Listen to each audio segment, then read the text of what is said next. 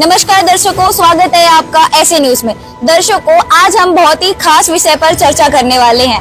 आज सारा आध्यात्मिक ज्ञान चर्चा का आयोजन किया गया है, जिसमें संत रामपाल जी के अनुयायी व अन्य धर्म गुरुओं के अनुयायी भी शामिल होंगे। जिन संत रामपाल जी महाराज जी के समर्थकों ने हमें इस डिबेट के लिए आमंत्रित किया है, तो चलिए चलते हैं। हमने आपको बताया कि हमें इन्वाइट किया गया है, जिसमें अन्य धर्म गुरुओं के लोग भी मौजूद हैं और संत रामपाल जी महाराज जी के समर्थक भी। तो चलिए अंदर चलते हैं और आज के हमारे इस खास कार्यक्रम को शुरू करते हैं। तो दर्शकों, अभी हम मौजूद हैं इस डिबेट में। आप मेरे पीछे देख सकते हो कि यहाँ पर एक बहुत बड़ा पोस्टर लगा हुआ है, जिसमें एक तरफ संत रामपाल जी महाराज जी हैं और दूसरी तरफ सभी धर्म गुरु हैं। तो चलिए, यहाँ पर जो लोग मौजूद हैं वो संत रामपाल जी महाराज जी के समर्थकों से क्या सवाल करना चाहते हैं, शुरू करते हैं। तो चलिए हम जानते हैं संत रामपाल जी महाराज जी और जो अन्य धर्म के लोग हैं उनसे। तो पहला सवाल कौन करना चाहेगा आप में से? जी सर। जी, मेरा नाम महेंद्र पंचाल है। मैं अहमदाबाद से हूँ और मैं गोरखनाथ के पंथ से जुड़ा हुआ हूँ। जैसे हम सालों से शंकर भगवान की भक्ति करते हैं, तो जो आपके संत रामपाल जी महाराज के जो शिष्य है और संत रामपाल जी महाराज है, वो बताते हैं कि शिव जी अजर अमर नहीं है, वो मृत्यु के चक्कर में आते हैं। तो ऐसा प्रमाण कहाँ पर लिखा? हम तो आज तक ऐसा सुनने में नहीं आया कि शंकर भगवान ही सर्वेश्वर है, महेश्वर है, वही है। हम कितने सालों से वही सुन रहे हैं, इनकी शंकर भगवान की भक्ति कर रहे हैं, कावड़ यात्रा लेने जाते। और आपके गुरुजी जो संत रामपाल जी महाराज है, इनके गुरुजी वो मना कर रहे कि ये सब कुछ नहीं करने का। ऐसा प्रमाण कहाँ पर लिखा? आज तक हमें बताया नहीं है किसी ने। तो इसका प्रमाण कहाँ पर है? जी सर। तो अभी सर ने जो सवाल किया है कि वो शिव भगवान को मानते हैं, इसका जवाब कौन देना चाहेगा? जी सर। सर, मैं ये सवाल जवाब देना चाहता हूँ। इन्होंने पूछा कि शंकर भगवान की हम कावड़ लाते हैं और जल चढ़ाते हैं, तो हम इनसे पूछना चाहते हैं कि इसका प्रमाण कहाँ पर है। हमारे श्रीमद् देवी भागवत और 16वें अध्याय के 23वें श्लोक में मना किया कि जो शास्त्री विधि को त्याग कर जो मनमाना आचरण करते हैं, उनकी ना तो गति होती है ना कोई सुख प्राप्त होता है। तो शंकर भगवान ने कब कहा है कि हम कावड़ लाओ, जो ले आओ? गीता जो है आज हिंदू धर्म में सबको मान्य है, और जबकि हमारी श्रीमद् भगवत गीता मना कर रही है कि 16वें अध्याय के 23वें श्लोक में शास्त्र विधि को त्याग करके मनमाना आचरण जो करते हैं, उनको ना तो कोई सुख होता है, ना कोई उनकी गति होती है, ना यूजलेस, व्यर्थ है। तो इन्होंने एक सवाल और पूछा कि शंकर भगवान अजर अमर हैं। तो हम इनसे पूछना चाहते हैं कि शंकर भगवान अजर अमर हैं, तो आप जी बताइए कहाँ पर लिखा है, कहाँ पर लिखा है कि शंकर भगवान अजर अमर हैं? कहीं सुनी नहीं चलेगी, आप प्रमाण बताइए मुझे। जी सर, ये आपसे प्रमाण चाहते हैं कि शंकर भगवान अगर अजर अमर हैं तो कैसे हैं? हमारे महामृत्यु जो मंत्र है, जो शिव जी का मंत्र है, तो क्या मंत्र इतने युग युग से करते हैं आर्य जनता, तो क्या ये भ्रमित है? आप इनको पूछिए जरा। जी, अब कौन जवाब देना चाहेगा इनके सवाल का? जी सर। नमस्कार जी, मैं इनके एक प्रश्न का जवाब देना चाहूंगा कि महामृत्युंजय मंत्र है, ये कहाँ पे प्रमाण है इनके किसी भी सदग्रंथ में? और दूसरी बात, ये महामृत्युंजय मंत्र शिव जी का है। अगर महामृत्युंजय मंत्र से ही आदमी जिंदा होने लगे, तो शंकर भगवान, अपने पुराणों में आता है कि शंकर भगवान सती माता को जलते हुए कुंड में से लेके कई जगह घूमे थे। उन्होंने सती माता को क्यों नहीं जीवित कर लिया महामृत्युंजय मंत्र सुनाने के बाद में? इनसे पूछिए जरा। जी सर, अब आप इस सवाल का जवाब दीजिए। इन्होंने पूछा है कि ऐसे मंत्रों से अगर मोक्ष हो सकता है तो फिर कैसे? इन भाई साहब को पूछिए कि देवताओं को बचाने के लिए शिव जी ने विष पिया था कि नहीं पिया था, तो पूरे देवता मर जाते कि नहीं मर जाते, ये जरा पूछिए इनसे। इनकी बात भी सही है, शिव जी ने विष पिया था, उस पर क्या कहना चाहेंगे? इस शिव जी ने विष पिया था, वो बात सही है। वो देवता हैं, देवताओं की रक्षा करने के लिए उन्होंने विष पिया, अच्छी बात है। लेकिन इन्होंने जो बताया ना कि वो अजर अमर हैं, मृत्युंजय मंत्र है उनके पास, जिससे मनुष्य जिंदा हो जाते हैं दोबारा से। अगर शिव जी के पास मृत्युंजय मंत्र है और मृत्युंजय मंत्र का अगर हम सभी जाप करने लगे तो फिर हम सब मरने बंद हो जाएंगे, है कि नहीं? तो ये इनसे एक बात ये भी पूछिए, बताइए। सर, मैं एक प्रश्न पूछा है इन्होंने कि मृत्युंजय है। जब शंकर भगवान के कैलाश पर्वत पर भस्मासुर तपस्या कर रहा था, उसने तपस्या करके और 12 वर्ष तपस्या करी, और तपस्या के बाद उसने मांगा था एक कड़ा दे दो, भस्म कड़ा। तो भस्म कड़ा लेकर के वो शंकर भगवान को मारने के लिए भगा। तो शंकर भगवान को मारने के लिए भगा, तो शंकर भगवान यदि अजर अमर होते, मृत्युंजय होते, तो भस्मासुर के मारे भगे क्यों? तो भगना नहीं चाहिए था ना, वो तो अमर है, अविनाशी है। एक तपस्वी, एक भगत के की वजह से उनको भागना पड़ा। यदि मृत्यु जी होते तो वहीं पर खड़े रहते, यहाँ मैं अमर हूँ। तो अमर तो केवल कबीर परमात्मा है, और कबीर परमात्मा ने ही आंगू जाकर के शंकर भगवान के मोहिनी रूप धारण करके जब भस्मासुर को मारा और उसका वो किया भस्म, उसके बाद कड़ा दिखाया, तब भस्मासुर की जो राग देख ली, तब मृत्युंजय की धड़कन बंद हुई। मारे परमात्मा कहते तब वो मृत्युंजय की धड़कन बंद हुई। यदि मृत्युंजय होते तो भस्मासुर के मारे भगा कहाँ? इनसे पूछिए तो मृत्यु यदि होता वो होता अजर अमर तो भस्मासुर के मारे क्यों भगा? इसको हाँ सर, आप बताइए। मैडम, ये जो संत रामपाल जी महाराज के शिष्य है, बरोबर, ये बता रहे हैं कि शंकर भगवान अजर अमर नहीं है, बरोबर। अभी ये मृत्युंजय मंत्र को भी मना कर रहे हैं। आज तक हम भी पंडित है, जो हम मंदिरों में पूजा करते हैं, शिव जी की पूजा करते हैं, बरोबर। तो हमने हमारे गुरु थे, उनसे भी यही सीखा है कि जो ये मृत्युंजय मंत्र है उससे मोक्ष की प्राप्ति होती है। हम आज इनसे सवाल करते हैं कि अगर आप सदग्रंथों से हमें साबित करके दिखा दो कि सदग्रंथों में लिखा है कि शंकर भगवान की मृत्यु होती है, तो हमें वो सदग्रंथों में से बता दो आप। जी, तो ये जो पंडित जी है वो सदग्रंथों से प्रमाण चाहते हैं कि विष्णु जी की मृत्यु शिव जी की मृत्यु होती है या नहीं? हाँ, मैं ये सदग्रंथों से बताएंगे, उनको प्रमाण करके बताएंगे कि हाँ शंकर भगवान की मृत्यु होती है। आप देखिए श्रीमद देवी भागवत, कैमरामैन से कहूंगा थोड़ा दिखाएं। श्रीमद देवी भागवत सचित्र मोटर टाइप केवल हिंदी, इसके प्रश्न नंबर 138 पे लिखा है, 132 पे सॉरी, ये लिखा है कि भगवान शंकर कह रहे हैं, 38 पे ये लिखा है कि भगवान विष्णु की महिमा गाते हुए चले आ रहे। विष्णु कह रहे मैं विष्णु ब्रह्मा और शंकर हम सब तुम्हारी कृपा से विद्यमान है। हमारा आविर्भाव माने जन्म और तिरुभाव माने मृत्यु हुआ करता है। केवल तुम नित्य और जगती एवं प्रकृति सनातनी देवी हो। तो शंकर भगवान तो स्वयं कह रहे हैं, तो देखो ये स्वयं शंकर भगवान स्वीकार कर रहे हैं। देखो देवी भागवत में कि शंकर भगवान बोले यदि देवी माँ भाग विष्णु तुम्हीं से प्रकट हुए तो उनके बाद उत्पन्न होने वाले ब्रह्मा में तुम्हारी बालक हुए, तो फिर मैं तमोड़ी की लीला करने वाला शंकर क्या तुम्हारी संतान नहीं हुआ? अर्थात उनका जन्म हुआ है, तो वे अविनाशी नहीं हो सकते। इनको ये प्रमाण मैंने दिखा दिया। जी सर, अभी आपको पंडित जी जैसा कि अभी इन्होंने आपको प्रमाण भी दिखाया कि विष्णु जी की शिव जी की मृत्यु होती है, अब आप क्या कहोगे? अभी हमने तो आज तक नहीं ये देखा भी नहीं था, क्योंकि हम भी पूजा पाठ कर रहे हैं, और हमारे गुरु ने अभी हमें ये सदग्रंथ दिखाए नहीं थे, इसके अंदर ऐसा लिखा हुआ है। पर हम अचंभे में है कि हमारे सदग्रंथों की ऐसी सच्चाई लिखी है तो हम भी नहीं जानते। हम भी तो पूजा पाठ करते हैं मंदिरों की, तो हमने भी ये नहीं सुना था कि शिव जी की मृत्यु भी होती है और वो अजर अमर नहीं है। तो ये मृत्युंजय मंत्र जो है वो फालतू ही है सिर्फ। तो अगर वो भी प्रमाण नहीं है, हमने भी ये तो देखा ही नहीं है कि कोई सदग्रंथ के अंदर प्रमाण होगा मृत्युंजय मंत्र का। शिव पुराण में भी शायद नहीं है। तो जैसा कि आपने देखा कि संत रामपाल जी महाराज जी के समर्थकों ने हमें हमारे पहले सवाल का जवाब प्रमाणों के सहित दिया। आइए अब दूसरा सवाल करते हैं, क्या पूछना चाहेंगे आप? हम ये संत रामपाल जी महाराज के शिष्यों से पूछना चाहते हैं कि एक गीता तेरा ज्ञान अमृत पुस्तक है जो इनके गुरुजी ने लिखा है, जिनमें हम बता दूं आपको कि इनके लेखक है संत रामपाल जी महाराज। एक बार दिखा दीजिए आप।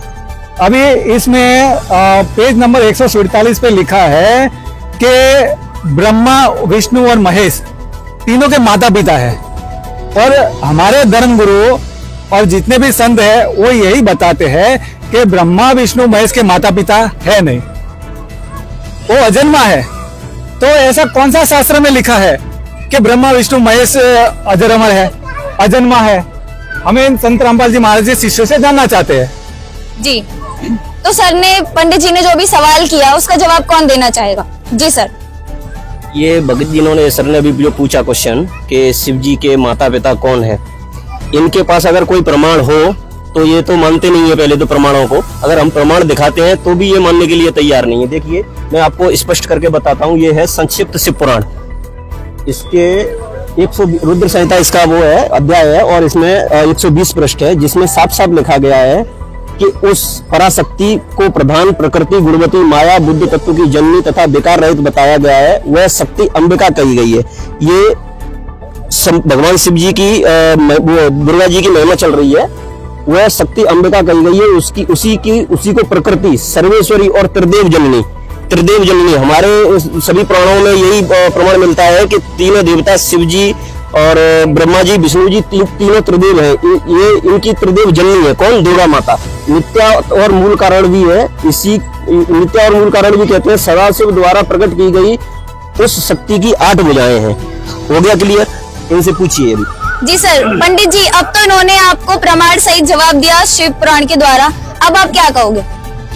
अगर शिव पुराण में लिखा है तो हम सत्य मानने के लिए तैयार है कि ब्रह्मा विष्णु महेश की माता पिता भी है, क्योंकि हमने आज तक इतने सदग्रंथ खोल के भी नहीं देखे पूरे, कि हम उधर डीप में भी नहीं गए हैं। हमने जो भी सदग्रंथ पढ़े हैं तो थोड़े बहुत पढ़ लिए हैं। हम भी पंडित हैं मगर उतने शास्त्रों नहीं पढ़े हैं।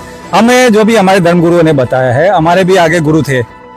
हम भी आज एक गादीपति है जो शिव जी के मंदिर में सेवा कर रहे हैं, तो हमारे भी गुरु ने हमको यही सिखाया है। हमें सदग्रंथ पूरे नहीं पता है। आज इन्होंने संत रामपाल जी महाराज ने जो सदग्रंथों में लिखा है वो हमारी आज आंखें खुली है कि ब्रह्मा विष्णु महेश तीनों के माता पिता भी है। तो अब कौन सवाल करना चाहेगा संत रामपाल जी महाराज जी के समर्थकों से? जी सर। अरे हम इनसे ये प्रश्न करना चाहते हैं कि इनके गुरुजी जो है वो हमारे जो हिंदू धर्म में परंपरा चली आ रही है, जैसे कि व्रत करने की, और व्रत करने से हम लोगों को बताया गया कि बहुत सारे लाभ मिलते हैं। इनके गुरुजी संत रामपाल जी महाराज जी तो हमारे व्रत करने के लिए भी मना करते हैं। हम इनसे पूछना चाहते हैं प्रमाण कहाँ पे है, हमें प्रमाण सहित बताएं। जी, तो सर का बहुत अच्छा सवाल है। ये सवाल सभी जानना चाहते हैं कि व्रत सभी करते आ रहे हैं, लेकिन आपके संत रामपाल जी महाराज जी जो है व्रत करने की मना करते हैं, आखिर क्यों? देखिए, हमारे संत रामपाल जी महाराज अपनी तरफ से कुछ भी ज्ञान नहीं बताते। जो भी ज्ञान बताते हैं शास्त्र में उसका प्रमाण देते हैं, और ये शास्त्र रामपाल जी महाराज ने नहीं बनाए, ये सदियों से चले आ रहे हैं। लेकिन हमारा दुर्भाग्य था कि हमारे जो धर्म गुरु थे उन्हें अपने शास्त्रों का ही ज्ञान नहीं था, और वे शास्त्र के विपरीत साधना कर और करवा रहे थे।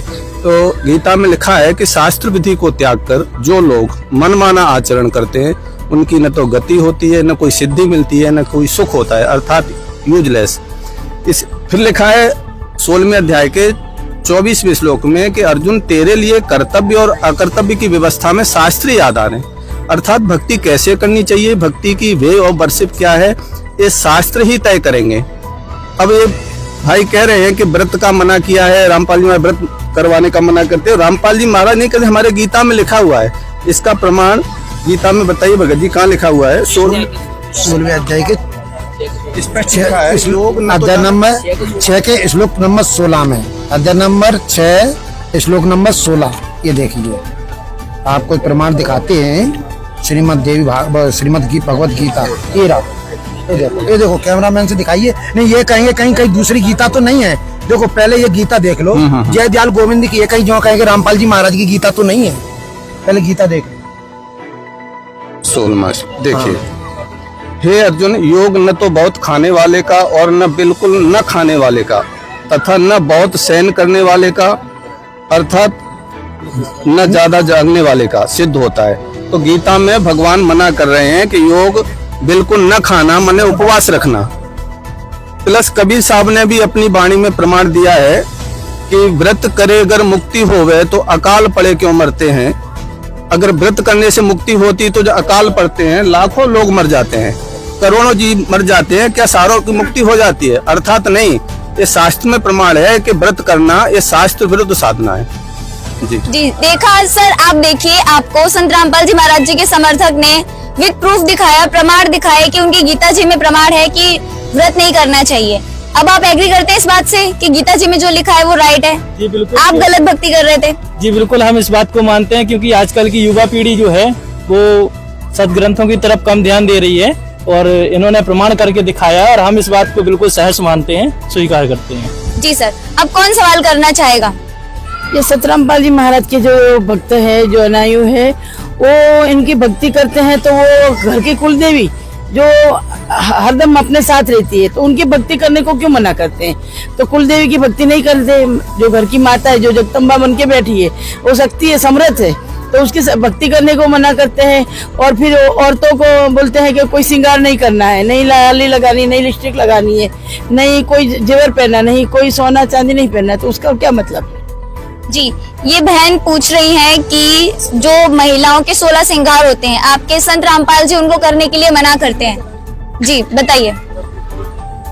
जी, ये देवी भागवत महापुराण है। देवी भागवत महापुराण है, 7वां स्कंद, 574 पृष्ठ। इसमें लिखा है कि जिस ब्रह्म में स्वर्ग, पृथ्वी, अंतरिक्ष, स्वर्ग और पृथ्वी के बीच का आकाश संपूर्ण प्राणों के सहित इंद्रिय युक्त मन बुद्धि रूप अंतःकरण ओतप्रोत है, उस एकमात्र परमात्मा को ही जाने, दूसरी सब बातों को छोड़ दे। मतलब दुर्गा जी खुद इसमें कह रही हैं कि मेरी भी पूजा छोड़ दे, ब्रह्म की पूजा कर। इससे सिद्ध होता है कि किसी भी देवी का पूजा करने से हमें वो फल नहीं मिल सकता है जो हम चाहते हैं।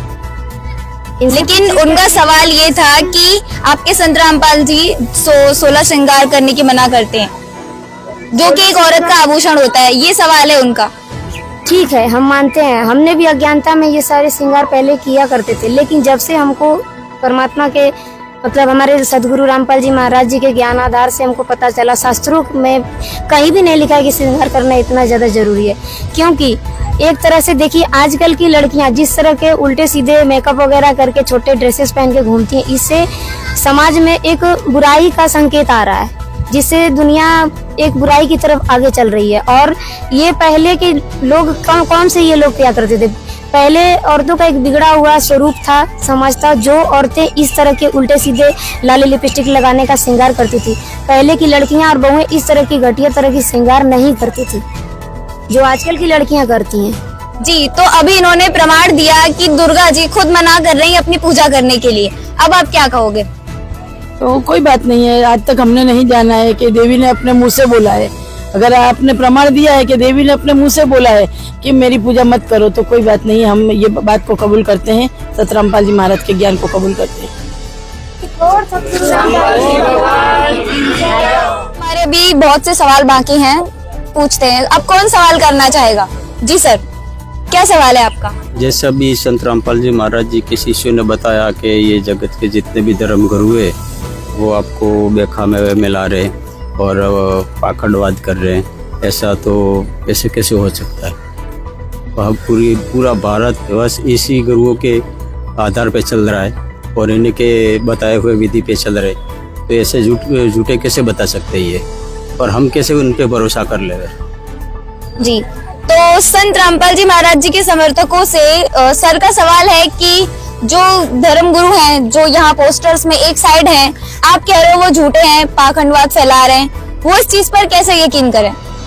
देखिए, जी सर, हमने किसी भी धर्मगुरु का, या रामपाल जी महाराज भी इंक्लूड, रामपाल जी महाराज स्वयं कहते हैं हमारी बात मत मानो, आपके जो पवित्र सतग्रंथ हैं उनमें क्या लिखा है वो हमें मानना पड़ेगा। अब कौन सही है कौन गलत है, पृथ्वी के ऊपर संतों की कमी नहीं है, बाढ़ सी आ गई है संतों की, और सब कह रहे हैं कि हमारे पास रियल ज्ञान है। एक कहावत है, पूंजड़ी होती है बोर बेचने वाली, वो अपने बोर को खट्टा नहीं बताएगी, तो ये धर्मगुरु तो नहीं बताएंगे कि हमारा ज्ञान गलत है, लेकिन हम इनके ज्ञान को कैसे पहचानेंगे उसके बारे में संत रामपाल जी महाराज ने बताया कि हमारे गीता में तत्वदर्शी संत की पहचान बताई है कि उसकी कैसे बताएगा वो ज्ञान। तो गीता में 15वें अध्याय का 1 से लेकर 4 तक बताया है। एक श्लोक है 15वें अध्याय का पहला श्लोक, ऊर्ध्व मूलम अधा शाखा अश्वत्थम प्राहु अभ्यम। एक सृष्टि रूपी एक वृक्ष है, ये उल्टा लटका हुआ है, इसकी जड़ ऊपर को है, नीचे को डाल और पत्ते हैं।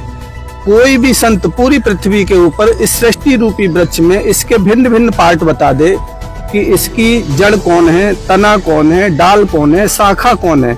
सह वेदवित, वह वेद के मर्म को जानने वाला है, वह तत्वदर्शी संत है। दूसरी एक पहचान और बताई है गीता में 17वें अध्याय के 23वें श्लोक में कि सच्चिदानंद घन परमात्मा को पाने के लिए 3 नाम का जो मंत्र बताया है, ओम तत्सत इत निर्देशा ब्रह्मणा त्रिविधि स्मृता। ये 3 प्रकार का जो मंत्र बताया है, इनके सुमरन करने की विधि भी 3 प्रकार की है। तो पूरी पृथ्वी के ऊपर कोई भी संत ये बता दे कि ओम से ऊपर तत् ब्रह्म कौन है और तत् के ऊपर वो सत कौन है, वह पूर्ण संत होगा। एक तीसरी पहचान बताइए, जो तत्वदर्शी संत होगा वह शास्त्र के अनुकूल साधना बताएगा, अपनी मर्जी से कुछ नहीं बताएगा। जो भी ज्ञान बताएगा गीता और वेद की विधि से बताएगा। तो सारे जितने भी धर्म गुरु हैं यह सब मन माना आचरण बता रहे हैं। सिर्फ रामपाल जी महाराज वेदों के आधार पर, गीता के आधार पर सही ज्ञान विथ प्रूफ के साथ बता रहे हैं। जी सर। सर मैं आपसे सवाल करना चाहूंगी कि जैसा कि अभी सर ने बताया कि तत्वदर्शी संत वही है जो उल्टे लटके वृक्ष को सही से बता सके, क्या आपके धर्म गुरुओं ने वो किया? ऐसा तो हमको पता ही नहीं चला आज तो कौन था। सर हाँ या ना, आपके धर्म गुरुओं ने बताया उल्टे लटके वृक्ष को लेकर? आज तक तो हमको कोई नहीं बताया इसके बारे में कि उल्टा वृक्ष क्या होता है, जड़ क्या होती है, पत्ते क्या होते हैं। वो तो आज तक हमारे गुरु जी होते जो उन्होंने आज तक हमको बताया नहीं है कि तत्वदर्शी संत क्या होता है। चलिए अब संत रामपाल जी महाराज जी के समर्थकों से ही जानते हैं कि तत्वदर्शी संत कौन है। जी सर, कौन बताना चाहेगा तत्वदर्शी संत कौन है? तत्वदर्शी संत की पहचान दो प्रकार से बताई है। पहला तो शास्त्र मत, जो शास्त्र के अनुकूल साधना बताए वह तत्वदर्शी संत। दूसरा एक संत मत। हमारे रामपाल जी महाराज एक पहले संत नहीं है, हमारे हिंदुस्तान संतों की भूमि रही है। यहाँ एक से एक उच्च कोटि के संत हुए हैं। ये संत मत कबीर साहब से शुरू हुआ है। जो गीता में ज्ञान लिखा है 15वें अध्याय के पहले श्लोक में जो बताया, यही ज्ञान कबीर साहब ने 600 साल पहले अपनी एक साखी में बताया कि अक्षर पुरुष एक पेड़ है, निरंजन बाकी डाल और तीनों देवा शाखाएं, यह पात रूप संसार। पूरी सृष्टि रचना एक ही साखी में बता दी। तो ये तत्वदर्शी संत थे और कबीर साहब ने तत्वदर्शी संत के बारे में जो ज्ञान दिया है वही ज्ञान गीता भी सर्टिफाई कर रही है। तो अब ये सिद्ध हो गया, समझने में आसानी होगी कि वही गीता बता रही है, वही संत मत बता रहा है। अब प्रश्न है इनका कि तत्वदर्शी संत की पहचान क्या है, वो कैसे सिद्ध करेंगे कि यही तत्वदर्शी संत है इन्हें संतों। तो अब हमने गीता में जाना पड़ेगा तत्वदर्शी संत को खोजने के लिए।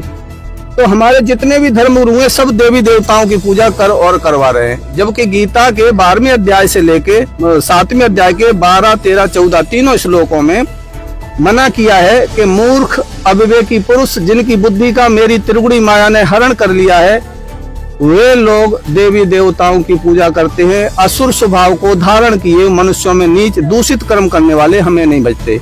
अर्थात मूर्ख कहा है देवी देवताओं के पुजारियों को, और हमारे जो धर्म गुरु हैं वो इन्हीं देवी देवताओं की पूजा कर और करवा रहे हैं। तो इससे सिद्ध हुआ जो धर्म गुरु थे इन्हें अपने ही शास्त्रों का ज्ञान नहीं था।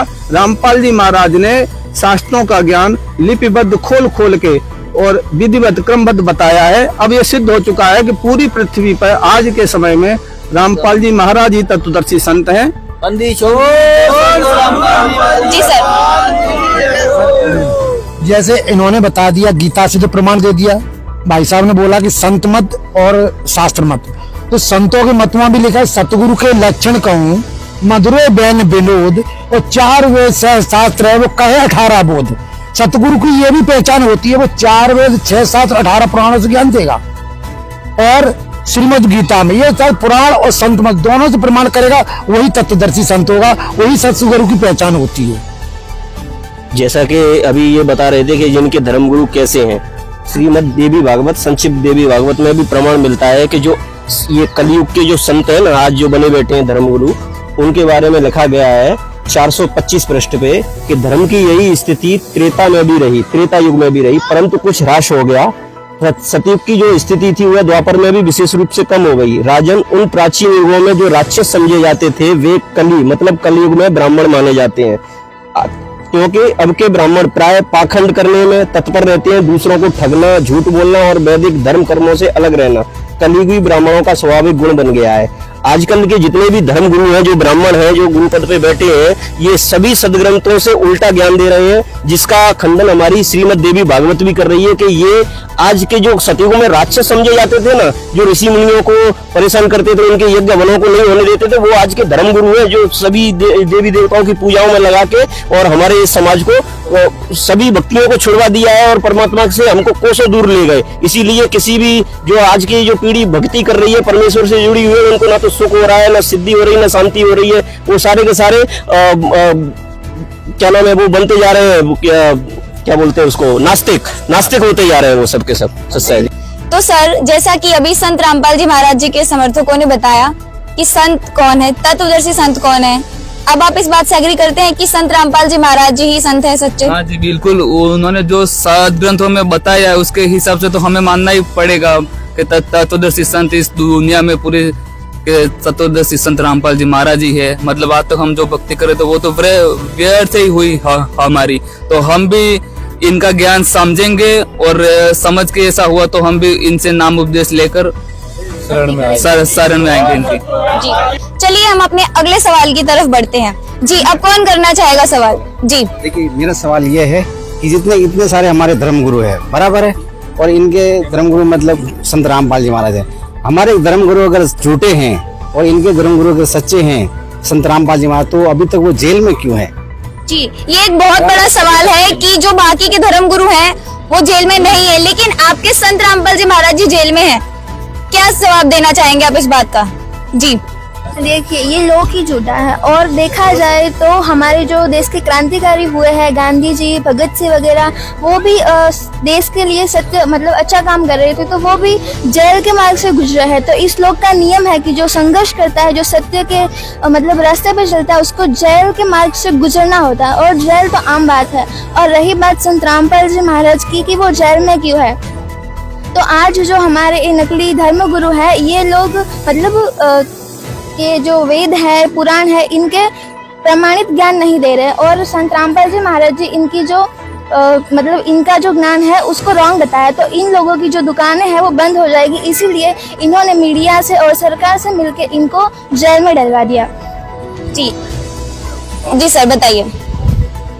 ये भाई ने पूछा कि संत रामपाल जी महाराज जेल में क्यों है, तो हमारे गुरुजी ने स्वयं बताया, जब भी यहाँ महापुरुष आते हैं तो उन्होंने जो भी ज्ञान दिया है, उस समय हमने जैसे राम आए, राम का भी हमने विरोध किया, उनकी पत्नी को भी उठा लिया।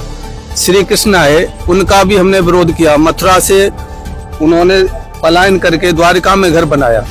उस समय के लोग श्री कृष्ण को भी नहीं छोड़ा, राम को भी नहीं छोड़ा, प्रहलाद को नहीं छोड़ा, मीरा को जहर दिया, मंसूर को आग में जलाया। तो हमारा ये स्वभाव रहा है, जब भी महापुरुष आते हैं तो हम उनका विरोध करते हैं, जब वो चले जाते हैं फिर हम उनकी पूजा करते हैं। आज हम मीरा के भजन गाते हैं, प्रहलाद के गुण गाते हैं, मंसूर के गुण गाते हैं, अब कोई फायदा नहीं। कबीर साहब स्वयं आए थे परमेश्वर, उनको भी हमने नहीं छोड़ा। ये हमारे समाज की एक कमजोरी रही है कि जब भी महापुरुष आते हैं, जो भी हमें लाभ लेना था हम ले नहीं पाते हैं, जब वो चले जाते हैं। वही आज हमारे तत्वदर्शी संत रामपाल जी महाराज के साथ वही वर्ता हो रहा है, कोई नई बात नहीं है, ये पहले से होता आया है, वही हो रहा है। गुरुजी बताते हैं कि जब ये दास चला जाएगा, उसके जाने के बाद एक इतिहास बनेगा और लोग अलमारी में रख के फिर पूजा किया करेंगे, फिर कोई मतलब नहीं। आज गुरुजी बताते हैं, आज लाभ लेने का समय था, तो ये लोग समझ नहीं रहे। गुरुजी ने सारे प्रमाण विथ प्रूफ शास्त्रों के अनुकूल बताए हैं, लेकिन किसी भी संत के पास गुरुजी के ज्ञान का जवाब नहीं है। अब ज्ञान का जवाब ज्ञान से नहीं है, तो ये लोग विद्रोह पे उतर आए, गुरुजी के षड्यंत्र रचा और उनको जेल में डालने की राजा और प्रजा ने मिलकर साजिश रची। लेकिन गुरुजी कहते हैं, सांच को आंच नहीं है न, सांच को दबाया जा सकता है लेकिन उसको मिटाया नहीं जा सकता। कुछ ही समय में हमारे गुरुजी बाहर आएंगे और पूरे विश्व में रामपाल जी महाराज के ज्ञान का डंका बजेगा।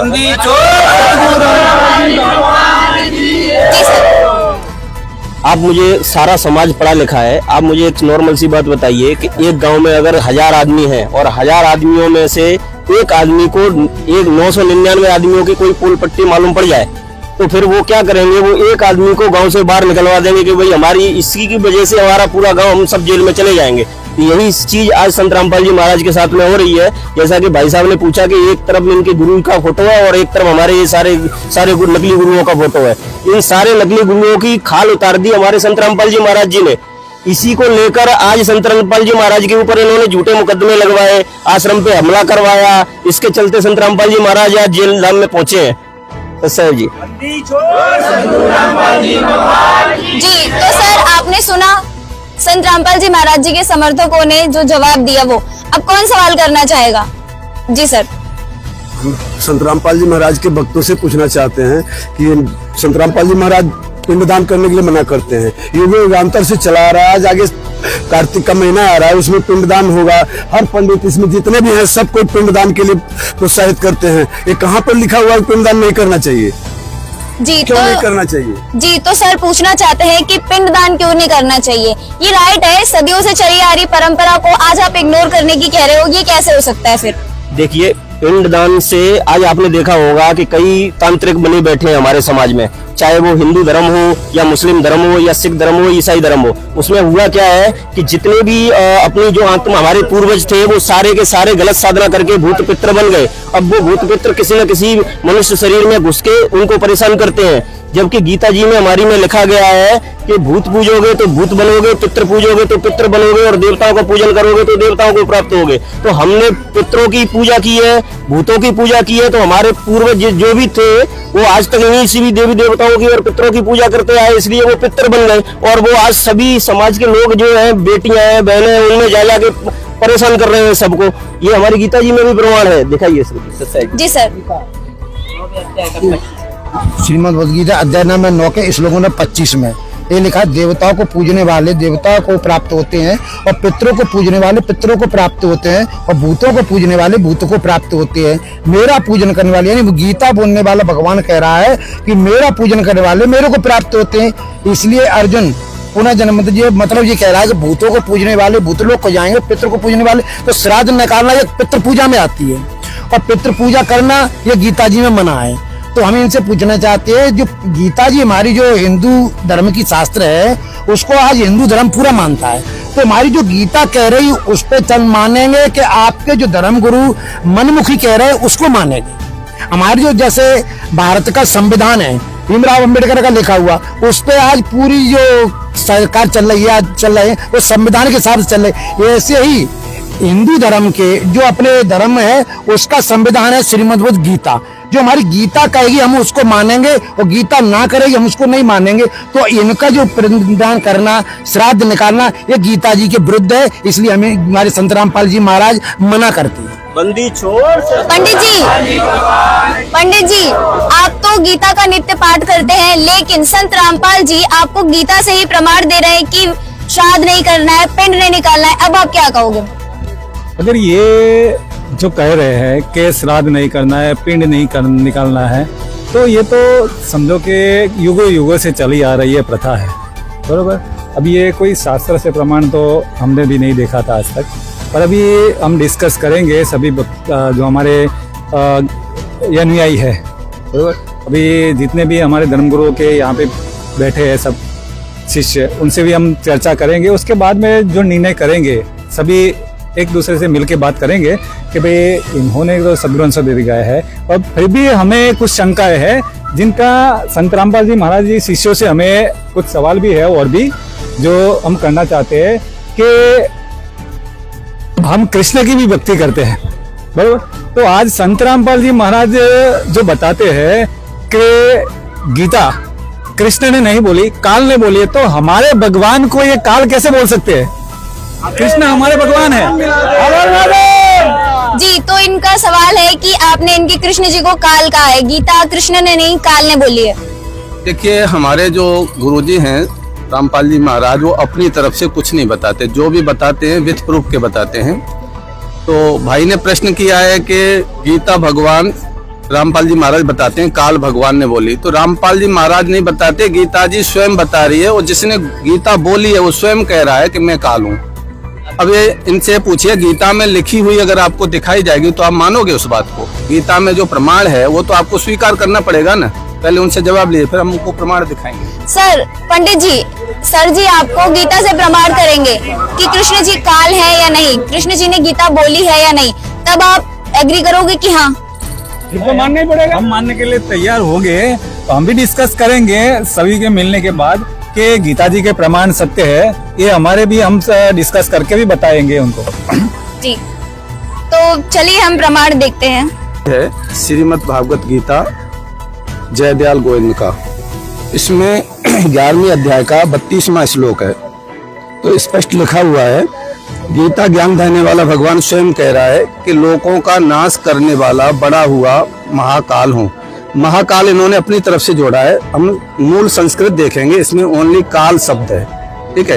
इन लोगों को नष्ट करने के लिए प्रवृत्त हुआ हूँ, इसलिए जो प्रतिपक्षियों की सेना में स्थित योद्धा लोग हैं वे सब तेरे बिना भी नहीं रहेंगे, अर्थात तेरे युद्ध न करने से भी इन सब का नाश हो जाएगा।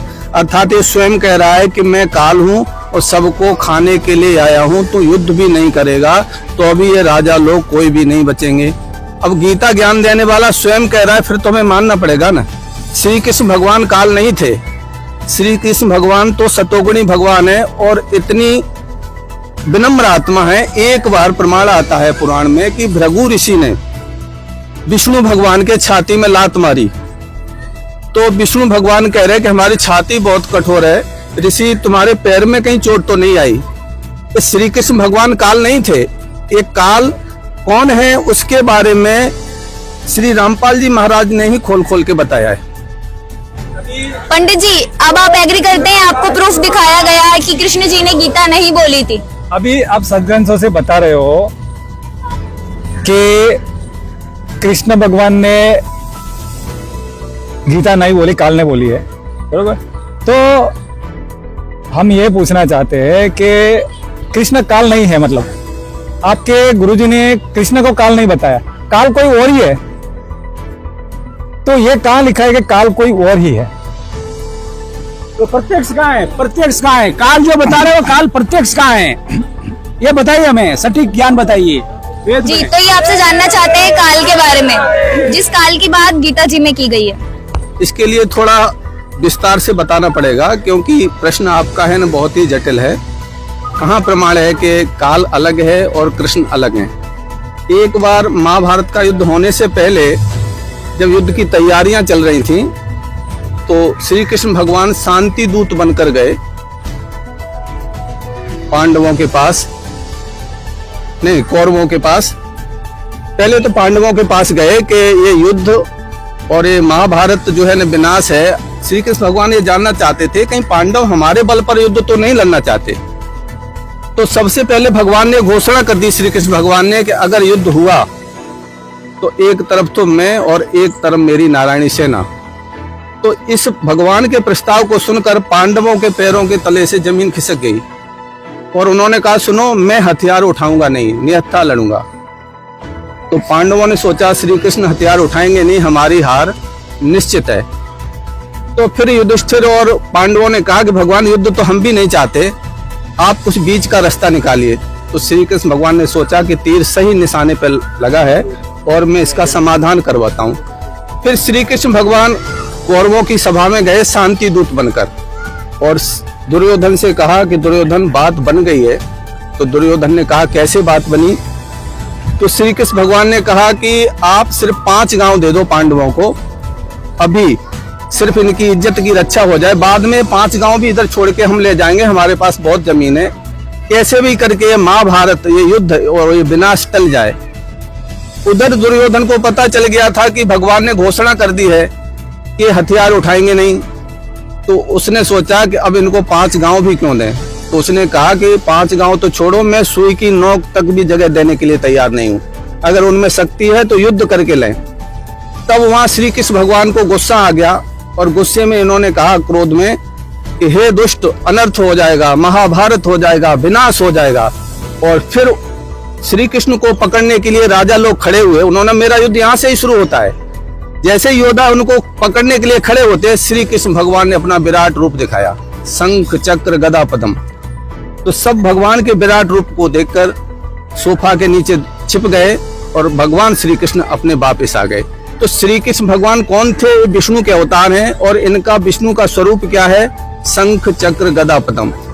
अब ये गीता का ज्ञान देने वाला भगवान कह रहा है कि मैं अभी प्रवृत्त हुआ हूँ, लोगों का नाश करने के लिए मैं प्रवृत्त आया हूँ। और अर्जुन ने पूछा, जब उसका विराट रूप देखा तो उसके 1000 हाथ हैं, 1000 मुख हैं। अर्जुन ने पूछा कि हे उग्र रूप वाले, आप कौन हैं? हे सहस्राबाहु, 1000 भुजा के भगवान। तब उसने जवाब दिया कि हे अर्जुन, मैं बड़ा हुआ काल हूँ, सबको खाने आया हूँ। श्री कृष्ण भगवान काल नहीं थे। श्री कृष्ण भगवान तो राक्षसों के डर से मथुरा को छोड़कर द्वारका पहुंचे हैं। द्वारका के अंदर शरण ली, वो तो सबको खा जाते, उन्हें किसी का डर नहीं था, वो तो युद्ध नहीं चाहते, विनाश नहीं चाहते। ये काल कोई अलग है जो श्री कृष्ण के अंदर प्रेतवश बोल रहा है। ये कौन है? रामपाल जी महाराज ने बताया, कबीर साहब ने आके बताया कि ये ब्रह्मा विष्णु महेश का पिता है। गीता में इसको ब्रह्म भी कहा है, वेदों में इसको ज्योति निरंजन कहा है। वास्तव में यही यहाँ का भगवान है। इसके सुमरन का मंत्र एक अक्षर मंत्र है। ये अपनी भक्ति के लिए मंत्र भी बता रहा है कि मुझ ब्रह्म का सिर्फ एक अक्षर मंत्र है। अगर श्री कृष्ण भगवान काल होते तो गीता में लिखा है कि वो स्वयं कह रहा है कि मैं कभी मनुष्य रूप में प्रकट नहीं होता हूँ, मेरा तो अटल नियम है। तो श्री कृष्ण भगवान ये बात नहीं कह सकते, क्योंकि श्री कृष्ण भगवान तो स्वयं मनुष्य रूप में थे। और जो गीता का ज्ञान देने वाला है वो कह रहा है कि मेरा अविनाशी अनुत्तम नियम है कि मैं कभी मनुष्य रूप में प्रकट नहीं होता हूँ। अगर श्री कृष्ण भगवान होते तो ये शब्द श्री कृष्ण भगवान नहीं कह सकते। इससे सिद्ध होता है कि श्री कृष्ण भगवान ने गीता का ज्ञान नहीं दिया। गीता का ज्ञान देने वाला ये काल है, ब्रह्मा विष्णु महेश का पिता है।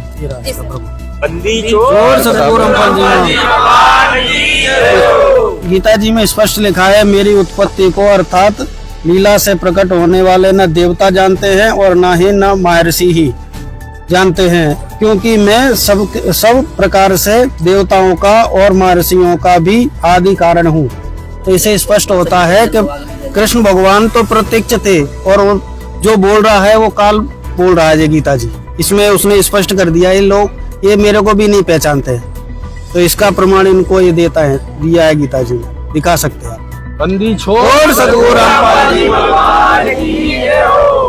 पंडित जी, अभी आपने देखा जो संत रामपाल जी महाराज जी के समर्थक ने आपको पूरी विवरण बताया कृष्ण जी के, और वो जो युद्ध हुआ महाभारत है उसको लेकर, क्या वो विवरण आपको आपके सभी धर्म गुरुओं ने बताया था? किसी एक ने बताया था कि ऐसा ऐसा हुआ था?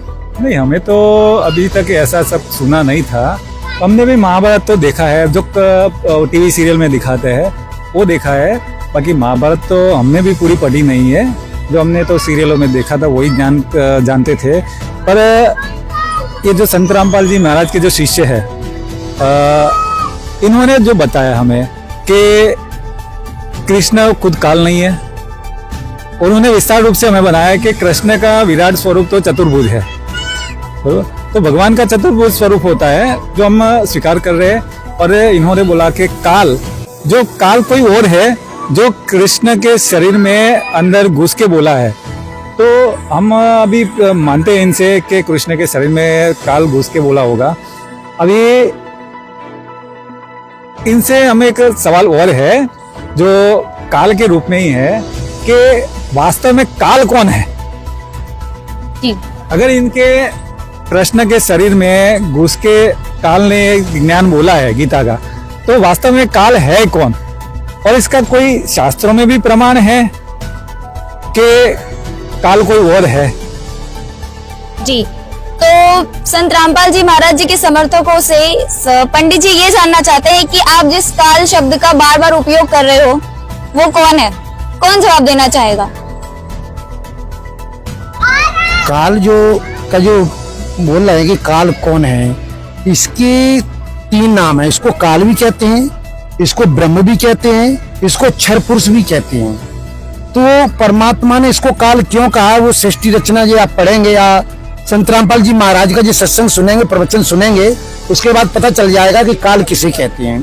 पहले काल जो गीता जी में बोला है उसको क्षर पुरुष भी कहते हैं और इसको ब्रह्म भी कहते हैं। इसलिए श्रीमद् गीता में अध्याय नंबर 8 के श्लोक नंबर 13 में कहा है, ब्रह्म कहता है काल कहो, उसको क्षर पुरुष कहो या ब्रह्म कहो, एक ही नाम है उसके। तो ब्रह्म कह रहा है कि गीता जी के अध्याय नंबर 8 के श्लोक 13 में कि ओम इति एकाक्षरम ब्रह्म विभारणम माम अनुसरणम सयाति परमाम गतम। क्योंकि जो ब्रह्म है वो गीता का ज्ञान दे रहा है, वही ब्रह्म चारों वेदों का ज्ञान दे रहा है। इसीलिए श्रीमद् गीता में लिखा है कि जो ब्रह्म है वो उसका मंत्र ओम है। और वो कह रहा है कि मेरा जाप करोगे तो तेरे और मेरे अर्जुन बहुत से जन्म हो चुके, तू नहीं जानता, मैं जानता हूँ। तो वो क्या कह रहा है कि मेरे जन्म और कर्म है, क्योंकि इसको काल भगवान ने इसलिए कहा है, क्योंकि इसको काल इसलिए कहा है कि इसको 1 लाख मनुष्यधारी प्राणियों का प्रत्येक दिन हार करने का श्राप लगा हुआ है। किससे? पूर्ण परमात्मा से। इसकी जानकारी, अधिक जानकारी के लिए आप संत रामपाल जी महाराज के सत्संग सुनिए। इतना यहाँ पे टाइम नहीं है कि मैं आपको विस्तार से बता सकूं, इसलिए आप संत रामपाल जी महाराज के सत्संग सुनेंगे, मंगल प्रवचन सुनेंगे, उसमें आपको प्रमाण सहित दिखाया जाएगा। शेष रचना सुनाएंगे तो उसमें आपको पता चल जाएगा काल कौन है। और काल भगवान ये कह रहा है कि वह अविनाशी परमात्मा तो कोई और है। गीता जी के अध्याय नंबर 18 के श्लोक नंबर 66 में कहता है कि सर्वधर्मान परित्यज्य माम एकम शरणं ब्रज अहम त्वा सर्व पापे व मोक्षामि मा शुच, कि मेरे सर्व धर्मों की पूजा मुझ में त्याग दे, एक तू सर्वशक्तिमान परमेश्वर की शरण में जा। वो किसकी शरण में जा रहा है? वो कह रहा है अक्षर पुरुष की शरण, परम अक्षर पुरुष की शरण में जाने को कह रहा है। जी सर, बता रहे हो जो श्लोक है उसमें तो कृष्ण ने अपनी शरण में आने को बोला है। अब आप क्या कहना चाहेंगे? देखिए, उसमें एक ब्रज शब्द आया है, सर्वधर्मान परित्याज माम एकम शरणम ब्रज। तो एकम का अर्थ होता है जिसके बराबर कोई दूसरा न हो, अर्थात अद्वितीय। तो हमारे जो धर्मगुरु थे उन्हें अपने ही शास्त्रों का ज्ञान नहीं था, उन्होंने ब्रज का अर्थ आना कर दिया है, जबकि उसका अर्थ जाना, गमन करना, प्रगति करना, उन्नति करना, यह अर्थ होता है। चलो इसको भी हम लेट गो कर दें, थोड़ा हम पीछे आते हैं 18वें अध्याय के 62वें श्लोक में, वही चैप्टर चल रहा है। उसमें है तम एव शरणम गच्छ सर्वभावेन भारता। गीता ज्ञान देने वाला भगवान कह रहा है कि अर्जुन तू उस परमेश्वर की शरण में चला जा, गच्छ माने जा, उसकी कृपा से तू परम शांति और सनातन परम धाम को प्राप्त होगा। तो रिपीट है ना, पीछे बैक में अगर आएंगे 18वें अध्याय के 62वें इस श्लोक में तो क्लियर हो गया। और ये क्लियर रामपाल जी महाराज ने ब्रज का शब्द भी क्लियर किया है, शब्दकोश दिखाया पर्दे के ऊपर। ब्रज माने जाना, गमन करना, प्रगति करना, उन्नति करना, ये शब्द है, आना नहीं है। देखो ये श्रीमद् भगवद गीता है जो अपने इस्कॉन वालों की है, इसमें देखो स्पष्ट लिखा हुआ है। मैं कैमरामैन से कहता हूँ सोशल दिखाएं, ये देखो श्रीमद् गीता इस्कॉन वालों की है। इन्होंने स्पष्ट किया ब्रज माने जाओ, और अर्थ में क्या किया उन्होंने? आओ। इसलिए धर्म गुरुओं को कोई ज्ञान नहीं है कि इन्होंने ब्रज का अर्थ जाना कर दिया है। हम नहीं कह रहे, इनकी ही गीता कह रही है कि हमारे संत रामपाल जी महाराज कह रहे हैं, इनकी गीता कह रही है ब्रज माने जाओ, और एक दूसरे अर्थ में समझ कर रहे हैं, जो अर्थ कर रहे हैं कि समस्त प्रकार के धर्मों को परित्याग कर मेरी शरण में आओ। ऊपर तो श्लोक में तो जाओ कर रहे हैं और नीचे करना आओ कर रहे हैं। तो आप बताइए ये कैसे सही हो सकती है? मैं आपसे पूछना चाहता हूँ। एक मिनट, अगर ये गीता ज्ञान देने वाला भगवान अपनी शरण में आने के लिए कहता तो हम और भी गीता के जो श्लोक हैं उनको भी साथ में लेंगे। 7वें अध्याय का एक 18वां श्लोक है, उसमें गीता ज्ञान देने वाला भगवान स्वयं कह रहा है कि उदारा सर्वे तु आत्मा ज्ञानी में मतम। ये ज्ञानी आत्मा बड़े उदार हैं, परमात्मा को चाहने वाले हैं, भगवान के लिए अपनी जान भी दे दें। आ स्थिता सा युक्तात्मा माम अनुत्तमाम गतिम। अनुत्तम का शब्द संत रामपाल जी महाराज ने खोल के बताया, 5वीं क्लास का बच्चा बता दे। अनुत्तम माने होता है अश्रेष्ठ, जैसे उत्तीर्ण माने पास और अनुत्तीर्ण माने ना पास। तो हमारे धर्म गुरुओं ने अनुत्तम का अर्थ क्या किया है? अति उत्तम, सर्वोत्तम। तो इससे हम जो है ना गीता का सही अर्थ नहीं समझ पाए, जबकि 5वीं क्लास का बच्चा बता दे उत्तीर्ण माने पास और अनुत्तीर्ण माने ना पास। अनु उत्तम शब्द लिखा है, इसमें विशेष ज्ञान की भी जरूरत नहीं है। अब इन्होंने जानबूझकर गलती क्यों की? क्योंकि इन्हें तत्व ज्ञान नहीं था। इनकी नजर में श्री कृष्ण भगवान ही सुप्रीम पावर गॉड हैं, इनसे ऊपर का इन लोगों को ज्ञान नहीं था। इसके लिए इन्होंने सोचा कि गीता ज्ञान देने वाला भगवान अपनी साधना को घटिया कैसे कह सकता है। फिर हम थोड़ा आगे चलेंगे तो और क्लियर हो जाएगा। 7वें अध्याय का 19वां श्लोक में तो गीता ज्ञान देने वाला भगवान स्वयं कह रहा है कि बहुनान जन्मानंते ज्ञानवान प्रपद्यते मम। बहुत जन्म के अंत में कोई ज्ञानी ब्रह्म साधना करता है, मेरी साधना करता है। अर्थात वासुदेव सर्वम इति स महात्मा सुदुर्लभा। अब वासुदेव का अर्थ श्री कृष्ण भगवान की तरफ लोग ले जाते हैं। वास्तव में वासुदेव शब्द वेदों में पूर्ण परमात्मा के लिए प्रयोग किया गया है। वासुदेव का अर्थ होता है सबके ऊपर जिसका वास है। देव माने भगवान, all of controller, supreme power God, वही सब कुछ है। ऐसा ज्ञान बताने वाला संत तो बहुत दुर्लभ है। ये ज्ञान स्वयं गीता ज्ञान देने वाला भगवान बता रहा है और अपनी साधना को घटिया कह रहा है। 8वें अध्याय के 16वें श्लोक में इसने स्वयं कहा है कि आ ब्रह्म भुवनात् लोके पुनरावर्तिन अर्जुना, मृत्यु लोक से लेके और ब्रह्म लोक तक ये महाप्रलय में नाश को प्राप्त हो जाएंगे। अर्थात ब्रह्म लोक भी अविनाशी नहीं है। तो ब्रह्म लोक अविनाशी नहीं है तो इसके साधक जब महाप्रलय होगी तो कहाँ जाएंगे। और स्वयं ब्रह्म ने अपनी साधना के बारे में तो छोड़ो, स्वयं के बारे में भी बताया है 4थे अध्याय के 5वें श्लोक में कि हे अर्जुन, तेरे और मेरे अनेक जन्म हो चुके हैं। तो ब्रह्म स्वयं कह रहा है कि हमारा भी जन्म और मरण होता है, लेकिन मेरे जन्म और कर्म अलौकिक हैं, दिव्य है। अर्थात उसकी जन्म बहुत ज्यादा है, क्योंकि गुरुजी बताते हैं कि पिता की उम्र के बारे में पुत्र नहीं बता सकता, अर्थात दादाजी बता सकते हैं। तो स्वयं कबीर साहब आए, उन्होंने इसकी जन्म के बारे में बताया और गीता ज्ञान देने वाले भगवान ने स्वयं अपने जन्म के बारे में बताया। अर्थात सिद्ध होता है कि भगवान सुप्रीम पावर गॉड नहीं है, ये स्वयं कहता है। गीता में कई ऐसे प्रमाण हैं कि कहता है कि उत्तम पुरुष तो अन्य परमात्मा इति उदारता, ये परमात्मा नहीं है। ये क्या कह रहा है, उत्तम माने श्रेष्ठ, पुरुष माने परमात्मा, अन्य माने कोई और है। या लोका त्रिम आविश्य विभर्ति अव्यय ईश्वरा, जो तीनों लोकों में आके सबका धारण पोषण करता है, वह श्रेष्ठ परमात्मा तो कोई और है। और अपने बारे में कह रहा है कि मुझे तो लोक वेद के आधार पर पुरुषोत्तम कहा गया है। मतलब देखा देखी ज्ञान में पुरुषोत्तम कहा गया है, लोक में और वेद में। वास्तव में ये पुरुषोत्तम नहीं है। पुरुषोत्तम या उत्तम पुरुष तो वास्तव में कोई और है। पुरुषोत्तम का अर्थ होता है पुरुषों में उत्तम, ये पुरुषों में उत्तम है, देवी देवताओं श्रेष्ठ है, इसके लिए इसने अपने आप को पुरुषोत्तम कहा है। सर, देखा आपने किस तरह से संत रामपाल जी महाराज जी के समर्थकों ने पूरी गीता जी को मुंह जुबानी आपको बता दिया। अब आप क्या कहोगे? कि इन्होंने जो बताया वो हमने तो गीता पढ़ ली थी, क्योंकि हमने तो आज तक यही संतों महंतों ने, हमारे धर्मगुरुओं ने बताया था कि हर रोज गीता का एक पाठ करना है। पर ऐसा विस्तार से कोई समझाने वाला नहीं था हमें कि गीता में ये श्लोक के अंदर ऐसा ऐसा लिखा है कि कृष्ण भगवान नहीं है, भगवान तो कोई और है, अन्य है। आज हमें इन्हें संत रामपाल जी महाराज ने, शिष्यों ने जो स्पष्टीकरण दिया गया है वो हमें संतुष्टकारक भी लगा है, काफी अच्छा लगा है। इन्होंने जो ज्ञान दिया है वो, अभी इनका कुछ सवाल है। जी सर, बताइए। हमारे कहने का मतलब कि रामपाल जी के शिष्यों ने मतलब जो सटीक मतलब स्पष्टीकरण दिया है, चलो हम इन्हें स्वीकार करें।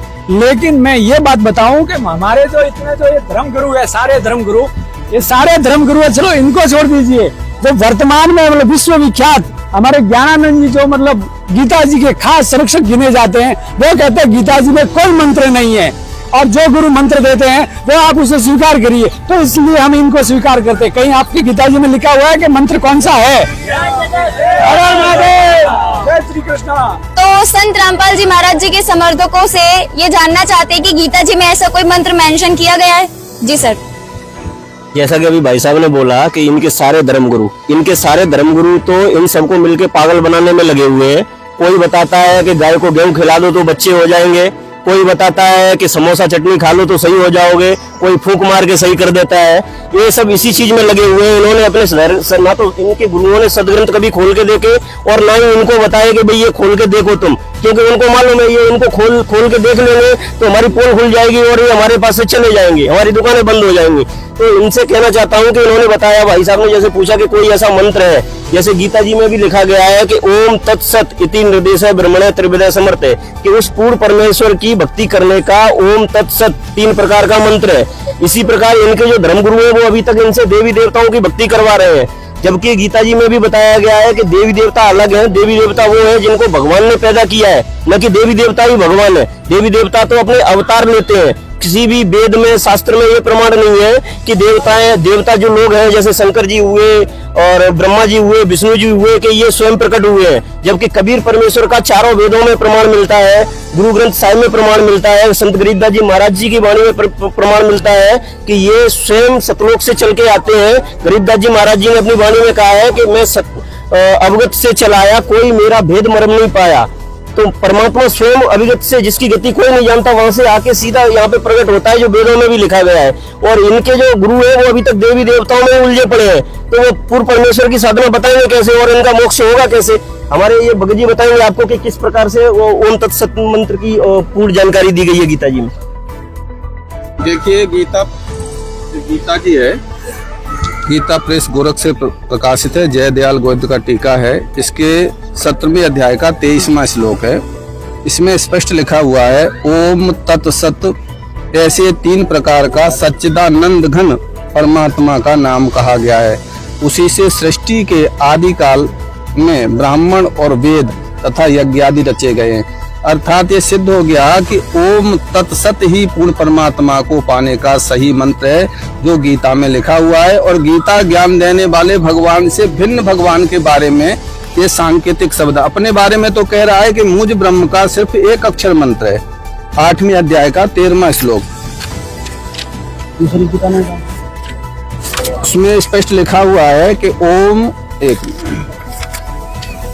हाँ देखिए, ये है, ये ब्रह्म अपने बारे में बता रहा है कि मेरी अगर भक्ति करनी है तो मुझ ब्रह्म का सिर्फ ओम मंत्र है। ओम इति एकाक्षरम ब्रह्म व्याहरण माम अनुस्मरण या प्रयाति त्यजन देहम सा याति परमाम गतिम। अर्थात मेरी भक्ति करनी है तो एक अक्षर मंत्र है, और उस सच्चिदानंद घन परमात्मा की भक्ति करनी है तो 3 नाम का मंत्र है 17वें अध्याय के 23वें श्लोक में, जो कि आपको गीता से अभी प्रूफ किया है। सच्चिदानंद घन परमात्मा की भक्ति के लिए गीता में संकेत है कि ओम तो ब्रह्म का मंत्र है। ओम से ऊपर जो 2 मंत्र हैं, तत् और सत, ये 2 सांकेतिक शब्द हैं। अब ये 2 सांकेतिक शब्द कोई तत्वदर्शी संत बताएगा कि वो तत् ब्रह्म कौन है और तत् के ऊपर वो सत कौन है, तब ये कंप्लीट मंत्र बनेगा ओम तत् सत, न कि ओम तत्सत। ये 2 शब्द गुप्त हैं। ये पूरी पृथ्वी के ऊपर कोई भी संत अगर ये बता दे कि ओम से ऊपर तत् कौन है और तत् के ऊपर सत कौन है, स वेदवित, वो वेद के मर्म को जानने वाला है, अर्थात वो पूर्ण संत है। गीता ने तत्वदर्शी संत की पहचान भी बताई है कि वह तत्वदर्शी संत ही बता सकता है कि तत्व और सत्य क्या है। किसी को नहीं मालूम, सब ओम तक का ही ज्ञान रखते हैं, ओम से ऊपर किसी को ज्ञान नहीं है। रही बात इन्होंने जो ज्ञानानंद जी की बात की है, तो उनके ज्ञान की इस गीता जी से एक प्रमाण हो जाता है। गीता जी के 66वें श्लोक में उन्होंने भी ब्रज का शरत आना कर दिया है, जबकि हमारे सदग्रंथ सब प्रमाणित कर चुके हैं हम के एकम शरणम ब्रज अहम तो असर, यानी ब्रज माने होता है जाना। और जो सर पूछ रहे हैं कि ज्ञानानंद जी हमारे सर्वश्रेष्ठ माने गए हैं अभी सदग्रंथों में, तो उन्होंने भी उसका अर्थ आना कर मेरी शरण में आ जा कर दिया है, तो हम कैसे उनको सर्वश्रेष्ठ मान लें? जी सर, उनको समझाइए, बताइए। जैसा कि अभी आपको प्रमाण दिया, ज्ञानानंद जी को लेकर भी बताया, अब आप क्या कहोगे? हमने आपकी पुस्तक प्राप्त कर ली है 20 रुपए में, अब हम इस पे अध्ययन करेंगे अगर, और शास्त्र भी ला करके मिलान करेंगे, अगर सही निकला तो हम भी आपकी गुरु महाराज की शरण में आ जाएंगे। जी, क्या पूछना चाहेंगे? पहले ये बताना पड़ेगा कि आपके धर्म गुरु जितने हैं इतने मूर्ख बना रहे, ऐसा बोल रहे हैं। इतने सारे धर्म गुरु है, हम आज इतने सालों से इनको मानते आ रहे हैं, उनकी बताई हुई विधि कर रहे हैं, फिर भी इनको गलत कैसे ठहरा सकते हैं? जी, तो ये जो जी सर बताना चाहेंगे, इन्होंने सर ने ये हमारे जो धर्मगुरु सर संत रामपाल जी महाराज की एक पुस्तक खरीदी है, गीता तेरा ज्ञान अमृत।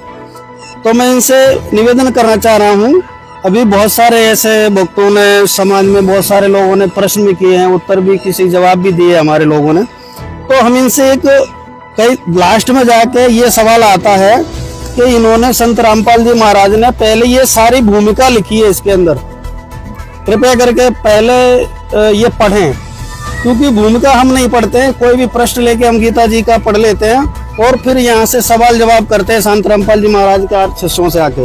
जैसे कोई भी उनकी पुस्तक आती ज्ञान गंगा है, गीता तेरा ज्ञान अमृत है, तो उनका सिर्फ जिल्द देखते हैं हम, और जिल्द के बाद हम 2-4 शब्द उठाते हैं बीच में से, जैसे संत रामपाल जी महाराज का कोई चैप्टर हुआ।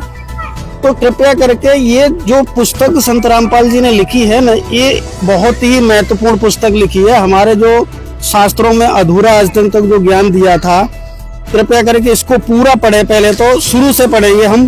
तो जैसे कोई भगत बोलते हैं ब्रह्मा विष्णु में इसके माता पिता का इसमें दिया है, महादेव जी का मंदिर है। ये सारी जानकारी इसमें इसलिए दी गई है क्योंकि ये जो पुस्तक बनाने का उद्देश्य यही था कि कई लोग ऐसे होते हैं जैसे हमारे साथ 4 वेद हैं, 6 शास्त्र, 18 पुराण, तो इसको हम कहाँ खरीदने जाएं। तो उसके माध्यम से हम संत रामपाल जी महाराज ने पहले क्या किया है, इसको भूमिका बनाई गई है। तो भूमिका में पहले इनका जैसे रामपाल जी महाराज का हम कैमरामैन से कहेंगे दिखाएं जरा, ये पहला ही पृष्ठ आप लोग खोलोगे तो उसमें सबका विवरण दिया हुआ है और उसका प्रमाण कौन से सदग्रंथ से लिया गया है वो इस पुस्तक में पढ़ेंगे तब हमको सारी जानकारी सही से मिलेगी। दूसरा क्या है, जैसे लोग पुस्तक तो खरीद लेते हैं, पुस्तक खरीदने के बाद वो 1-2 सवाल ऊपर से पढ़ के अरे तो गीता जी में और महादेव जी का ज्ञान आ रहा है, ऐसा नहीं। फिर हम ये पढ़ने के बाद इसमें पूरा गीता जी का ज्ञान हमारा लास्ट में शुरू होगा जाके अध्याय के साथ, चैप्टर के साथ।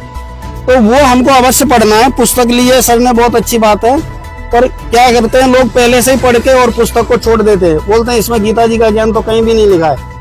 तो गीता जी का ज्ञान पहले हमारे को समझना पड़ेगा शुरू से, तब जाके लास्ट में हमारी समझ में आएगा। जैसे कि अध्याय नंबर फिर दिए गए, पूरी गीता जी का इसमें ज्ञान दिया गया है। कई ऐसे प्रश्न आते हैं बाद में उखड़ के कि इसमें गीता जी का ज्ञान तो है ही नहीं, हमारे सदग्रंथों में अलग से ज्ञान सुना दिया है इसमें गीता जी में। तो कई बार विवाद भी हो जाता है संत रामपाल जी महाराज की पुस्तक को लेकर। तो स्पष्टीकरण करना चाहूंगा कि पूरी पुस्तक को पहले पढ़ें, भूमिका जरूर पढ़ें। सच्चाई जी, जैसे मेरा एक रामपाल जी महाराज के शिष्य से मेरा एक प्रश्न है। जैसे पंडित जी हमारे यहाँ पूजा पाठ करने आते थे तो गीता रखते थे, फिर इसके ऊपर जैसे दक्षिणा के रूप में 501, 401, 1000, 1000, 2100 कुछ रखते थे। तो क्या हमें भी ऐसा करना पड़ेगा ना धो करके विधि हिसाब से? तो कितना समय में उठना है, ऐसा कोई विधि निर्माण कुछ है क्या? नहीं, ऐसा कुछ भी नहीं है। इस पुस्तक को सिर्फ आपको पढ़ना है और इसमें प्रश्न तरीक दी गई है, भक्ति की मर्यादा बताई गई है, भगत में कौन सी मर्यादा से भक्ति करनी चाहिए, समाज में किस प्रकार से रहना चाहिए। जैसे अर्जुन और कृष्ण का संवाद हुआ है तो उसमें पूरी भक्ति मर्यादा बताई गई है। इसमें आपको चढ़ावा या उसकी कोई भी जरूरी नहीं है, इसको सिर्फ पढ़ना है और इससे ज्ञान प्राप्त करके आपको पूर्ण संत की शरण में जाके भक्ति करनी है। चलिए अब हमारे अगले सवाल की तरफ बढ़ते हैं। सर अब आप क्या पूछना चाहेंगे? हमारा इन संत रामपाल जी महाराज जी के शिष्य को पूछना है कि ये कबीर साहब को भगवान बताते हैं। बराबर, हमारे आज तक जो हमने जितने भी हमने पढ़ा है, बराबर, वहाँ तो शंकर भगवान है, ब्रह्मा जी है, विष्णु जी है, दुर्गा जी है, शिव जी है, श्री राम है, कृष्ण भगवान है, यही तो हमारे भगवान है। फिर ये कबीर साहब तो एक संत थे जो यहाँ पे आके उन्होंने कबीर वाणी बोली है, तो हमें तो वो संत ही दिखाई दे रहे और ये बोल रहे कि भगवान है। ऐसा कौन सा इन्होंने भगवान की उपाधि बना के रखी है और कहाँ पे उनके प्रमाण है? और संत का एक और प्रमाण है कि जितने भी कविता हैं तो कबीरदास जी की है, जितने भी भजन है तो कबीरदास जी के हैं, जितने भी कव्वाली है तो कबीरदास जी के। अब बताओ, कबीरदास जी संत है भगवान है? उन्होंने कविताएं बोली है, उन्होंने तो संत कबीरदास ने तो कविताएं बोली है, तो उनको संत की उपाधि दी जाती है ना। तो ये तो इनके जो संत रामपाल जी महाराज जी से जो शिष्य है वो तो बोलते हैं कि कबीर साहब ही भगवान है। तो भगवान की अगर कहीं पे लिखा है तो हमें बताया कि कबीर साहब भगवान है। जी, तो संत रामपाल जी महाराज जी के समर्थकों से सवाल है, उन्होंने ये तो मान लिया कि वो संत रामपाल जी महाराज जी को सच्चा गुरु मानते हैं, लेकिन कबीर जी को भगवान मानना उनके लिए मुश्किल है। पहले थोड़ा मौखिक बताएंगे, फिर इनको प्रमाणित करेंगे कि कबीर साहब भगवान हैं या नहीं। देखिए, भगवान के बारे में लिखा है कि वो अजन्मा है, अविनाशी है, उसका जन्म मरण नहीं होता है। तो हम जिनको अभी तक भगवान मानते थे सभी का जन्म मरण हुआ है। राम का भी जन्म हुआ, कृष्ण का जन्म हुआ, ठीक है। तो फिर अविनाशी कहाँ हुए? इनका जन्म हुआ और मौत भी हुई। कबीर साहब के बारे में ऐसा प्रमाण है कि वह लहर तारा तारा में काशी में कमल के फूल के ऊपर प्रकट हुए थे और वह शिशु रूप में प्रकट, उनका पालन पोषण बिन ब्याही गाय के दूध से हुआ। अब हमारा समाज ये स्वीकार नहीं कर सकता कि बिना माँ बाप के कोई बच्चा पैदा हो सकता है, क्योंकि परमात्मा के बारे में किसी को ज्ञान नहीं है। वह परमात्मा अपना ज्ञान स्वयं आके बताता है, उसके बारे में किसी को ज्ञान नहीं है। गीता ज्ञान देने वाला भगवान स्वयं कह रहा है कि मेरे और तेरे विचार काल में इस सृष्टि रूपी वृक्ष का वर्णन संभव नहीं है, अर्थात मैं नहीं बता सकता उस परमात्मा के बारे में, कोई तत्वदर्शी संत बताएगा। तो तत्वदर्शी संत होता कौन है?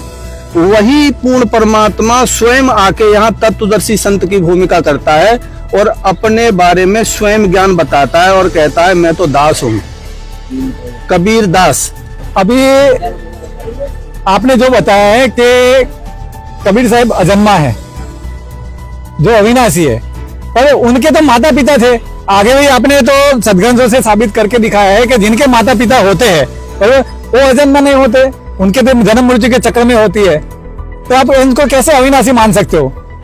हम तो ये नहीं मान सकते। जी सर, ये तो हमने भी सुना है कि कबीर जी के माता पिता थे, लेकिन आप कह रहे हैं उनके माता पिता नहीं थे। देखिए, आज तक जो हमने सुना है वह सही नहीं है। वह परमात्मा ने स्वयं आके अपने बारे में बताया। उन्होंने क्या कहा कि ना मेरा जन्म न गर्भ बसेरा, ना मेरा जन्म न गर्भ बसेरा, बालक बन दिखलाया, काशी नगर जल कमल पे डेरा, तहां जुलाहे न पाया। वो कह रहे हाड़ चाम मेरे कछु नहीं। वो कहते हैं जो शरीर है हाड़ और चाम मिट्टी का शरीर नहीं है। ना मेरे घर दासी, तारन तरन अभय पद दाता, मैं सतनाम पासी। और वो कह रहे हैं कि हम कहाँ से आए? गोरखनाथ से कहा है अवधू अभिगत से चले आए, मेरा कोई भेद मर्म नहीं पाया। उनके बारे में कोई नहीं जानता वो कौन है, उन्होंने ही आके अपने बारे में स्वयं बताया है। अब चलो ठीक है, जन्म के बारे में भ्रांतियां हैं, अलग अलग मत हैं।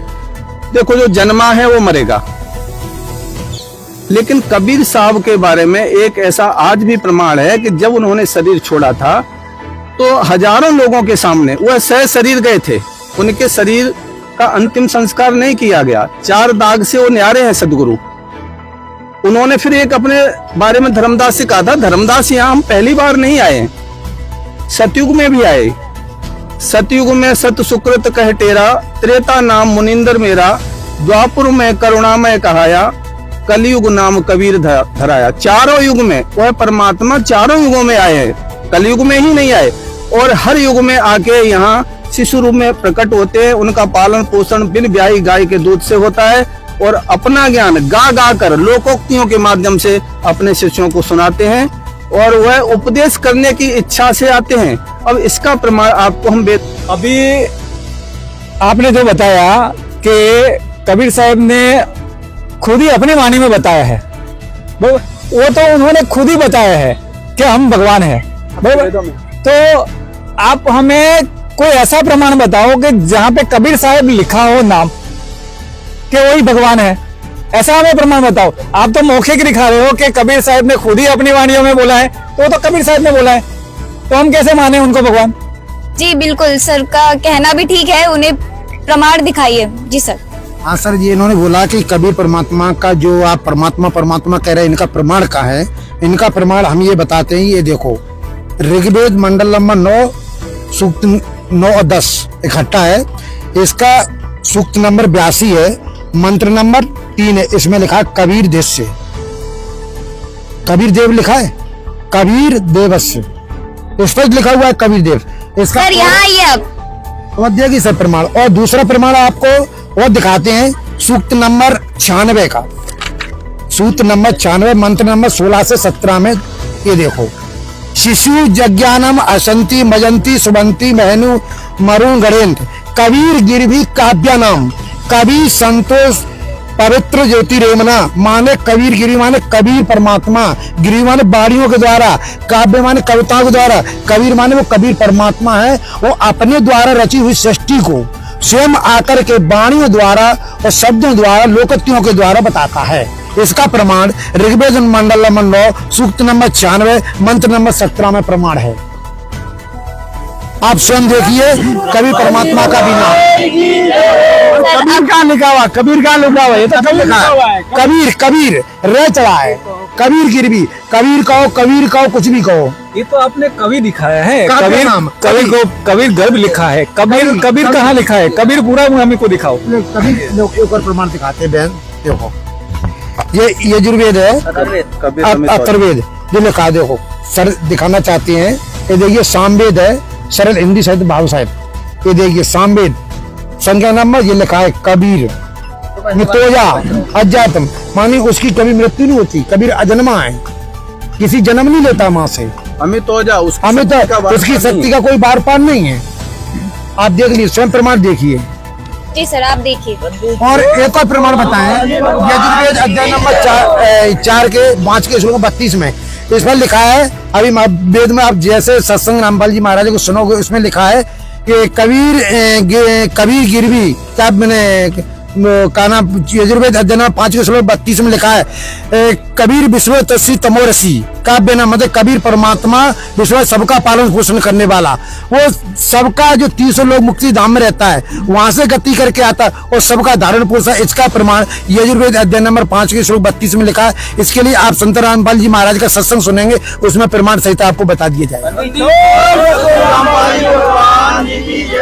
तो सर अब आपको आपके सवाल का जवाब मिल चुका है कि कबीर जी ही भगवान है, उन्होंने वेदों शास्त्रों से प्रमाणित किया। अब आप क्या कहना चाहोगे? अभी हम हमारे जो भी यहाँ पे भाई बहन आए हैं उनसे थोड़ी चर्चा कर लेंगे, फिर हम आपको बताते हैं कि अभी जो हमने शास्त्रों का ज्ञान सुना, बराबर, जैसे कि हमारे अभी भाई बहन है कि हमें आज तक तो ये संत महंतों का जो ज्ञान मिल रहा था हमें, बराबर, ये शास्त्रों से तो कोई मेल खाता नहीं है। हमें जो ज्ञान, जो हम कृष्ण की भक्ति करते थे, राम की भक्ति करते थे, ब्रह्मा विष्णु महेश की भक्ति करते थे, और यहाँ तो पूरा उल्टा ही दिख रहा है हमें। जो शास्त्र वेद है वो तो कुछ अलग ही दिखा रहे। हम तो वेदों की महिमा करते थे कि हमारे वेद ऐसे है, हमारी भगवत गीता ऐसी है। भगवत गीता में हमें तो उल्टा ज्ञान दिखा रहा है, पर हम पढ़ते नहीं थे ना, यही तो आगे हमारी दिक्कत हो गई। हमारे यहाँ पढ़ना पड़ेगा, हमें कपड़े में बांध के रखा था। हमें तो हमारे पंडितों ने यही सिखाया है कि वेद पढ़ना सिर्फ हमारे पंडितों को ही पढ़ना आता है। यहाँ तो संत रामपाल जी के हर एक शिष्य वेद पढ़ते हैं। अब तो हम लोगों ने भी ले ली है, अब तो हम लोगों ने भी ले ली है, हम लोग भी पढ़ेंगे। इनकी पुस्तक ली है जीने की राह करके, ये पुस्तक बता रहे 20 रुपए की पुस्तक है, हमने लिए। इसमें ये बता रहे हैं कि इसमें बहुत अच्छा ज्ञान है। हम भी घर पर जाकर इसको पढ़ेंगे, अध्ययन करेंगे, अगर हमें अच्छी लगी तो हम भी इनसे उपदेश लेंगे बहन जी। अभी हम मानते हैं और पूर्ण रूप से ये सच्चाई जान चुके हैं कि संत रामपाल जी महाराज जो बताता है ज्ञान, वो 100% 100% हमारे धर्म गुरु से विपरीत है और शास्त्रों के प्रमाणित ज्ञान दिखा रहे हैं। वो हम उनका ज्ञान स्वीकार कर रहे हैं और आगे अभी हम प्रण भी लेते हैं कि हमारे जितने भी भाई बहन यहाँ पे है वो संत रामपाल जी महाराज से नाम दीक्षा लेके पूर्ण गुरु की भक्ति करके, परमात्मा की भक्ति करके मोक्ष की प्राप्ति के लिए हम भी आगे आएंगे, ऐसे हम प्रार्थना करते सब। दर्शकों, देखा आपने किस तरह से संत रामपाल जी महाराज जी के समर्थकों ने हमें भी प्रूफ प्रमाण दिया कि जो संत रामपाल जी महाराज जी भक्ति बता रहे हैं वो सही है और बाकी के धर्मगुरु जो भक्ति बता रहे हैं वो गलत है। दर्शकों, सोचने वाली बात है कि अभी तक हमारे जितने भी धर्मगुरु हैं उन्होंने कभी हमें वेद गीता शास्त्रों का अध्ययन नहीं कराया, कभी उनको खोल कर नहीं दिखाया, ऐसा जो अन्य धर्मगुरुओं को मानते हैं उनका कहना है।